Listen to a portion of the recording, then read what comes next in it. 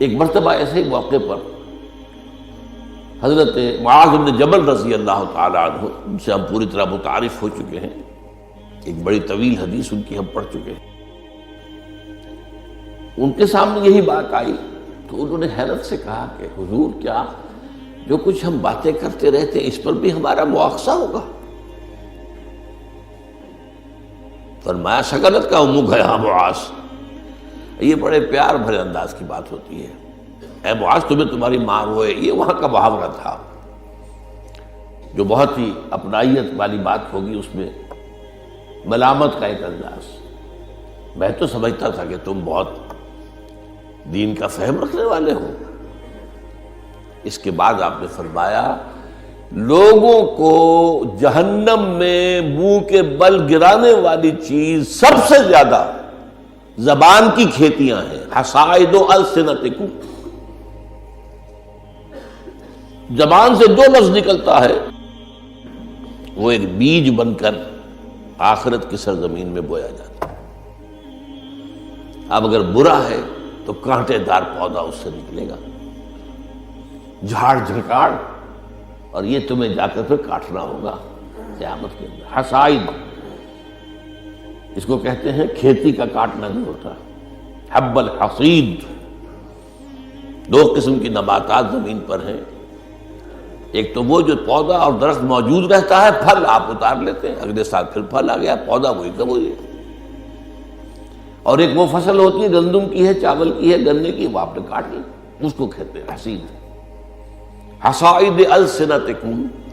تمہارے زبانوں کی بوئی ہوئی جو کھیتیاں ہیں، سب سے بڑھ کر جہنم میں گرانے والی شے وہ ہے۔ اسی میں بلکہ ایک ذرا اور حدیث بھی ہے، ذرا اس میں حیا کا پہلو مانے ہوتا ہے بیان کرنے میں،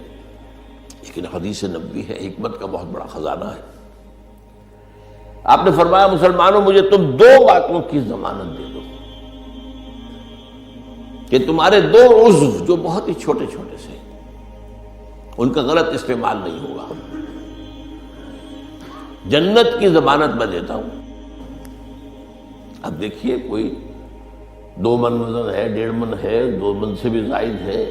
اب اس میں 2 عضو ہیں، ایک زبان اور ایک شرمگاہ، ان 2 کی ضمانت مجھے دے دو کہ ان کا غلط استعمال نہیں ہوگا۔ باقی پورا جسم جو ہے اس کی جو بھی حرکات و سکنات ہیں ان کی گویا کہ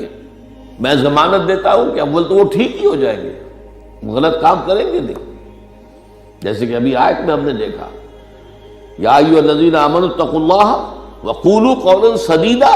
یصلح لکم اعمالکم، یہ کلام جو ہے شرطیہ ہے، اگر تم یہ کرو گے تو اللہ تعالیٰ تمہارے سارے اعمال درست کر دے گا، وَيَغْفِرْ لَكُمْ ذُنُوبَكُمْ، اور کبھی اگر خطا بھی ہو جاتی ہے انسان سے، ظاہر بات ہے الانسان مرکب من النسیان والخطا، تو اللہ معاف کر دے گا۔ یہ فلسفہ ہے دین کا، آپ کا رخ جو ہے سیدھا ہے، آپ صراط مستقیم پر چل رہے ہیں، یہ چلنے میں کہیں پاؤں پھسل گیا، گر گئے، پھر فوراً اٹھے پھر چلے تو اللہ معاف فرماتا ہے ان چیزوں کو۔ لیکن زندگی کا رخ ہی ٹیڑھا ہو گیا، اب تو معاملہ بالکل برعکس ہو گیا، اب تو جو قدم اٹھ رہا ہے وہ غلط رخ پر جا رہے ہیں، جتنا آگے بڑھیں گے صراط مستقیم سے اتنا ہی دور ہوتے جائیں گے۔ رخ سیدھا رہے، اللہ کے احکام اور اس کے رسول کی سنت، اس پر رخ پہ آدمی چل رہا ہے۔ جو اللہ چاہتا ہے، عبادت رب، شہادت علی الناس اور اقامت دین کی جد و جہد، اس میں انسان لگا ہوا۔ اب خطا ہو گئی، غلطی ہو گئی، لغزش ہو گئی، کیونکہ مجھے یاد ہے آج تک اپنا ایک واقعہ میڈیکل کالج کے 5th ایئر کا، ذرا دیر ہو گئی تھی، فرسٹ لیکچر ہمارا ہوتا تھا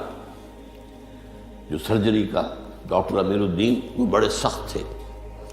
5 منٹ کی مہلت دیا کرتے تھے، اس کے بعد دروازے بند، اس کے بعد آپ آئیں گے تو پھر آپ داخل نہیں ہو سکتے۔ تو میں تیز چل رہا تھا، بارش ہوئی تھی، سائیکل پر تھا، سائیکل پھسلی میں گرا، گرتے ہی بجلی کے مانند اٹھا۔ مجھے آج بھی یاد ہے کہ میں حیران ہوا کہ میں جب اٹھ چکا تھا تو مجھے معلوم ہوا کہ میں گرا تھا۔ یہ ایک کیفیت ہوتی ہے کہ آدمی جو ہے، ایک یہ ہے کہ گرا ہے تو پڑا ہے وہاں پر، تو ایک تو یہ ہے کہ گناہ کے اوپر ڈیرا لگا لیا جائے، ایک یہ ہے کہ گناہ ہو گئے فوراً اٹھے، جس کو سورہ نساء میں کہا گیا ہے ثم یتوبون من قریب، فوری طور پر اگر توبہ کر لیں تو اللہ تعالیٰ لازماً انما التوبۃ علی اللہ للذین یعملون السیئات ثم یتوبون من قریب، کوئی گناہ تو ہو گیا، خطا تو ہو گئی، فوراً توبہ کر لے، اللہ تعالیٰ صاف کر لے گا فوراً۔ اللہ نے اپنے ذمے لیا ہے، اپنے اوپر لازم کر لیا ہے۔ تو اس اعتبار سے حضور نے فرمایا کہ یہ دو اعضاء ہیں، ان کی ضمانت مجھے دے دو کہ ان کا استعمال غلط نہیں ہوگا